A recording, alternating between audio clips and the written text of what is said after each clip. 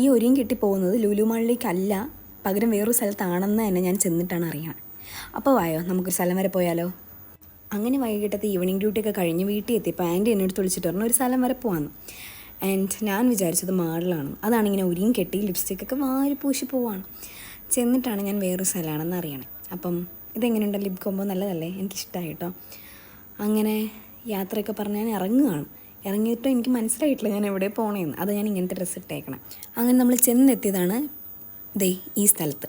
അതായത് പെരുപ്പമൻകാട് എടയ്ക്കോട് ആറ്റിങ്ങലായിട്ട് വരും.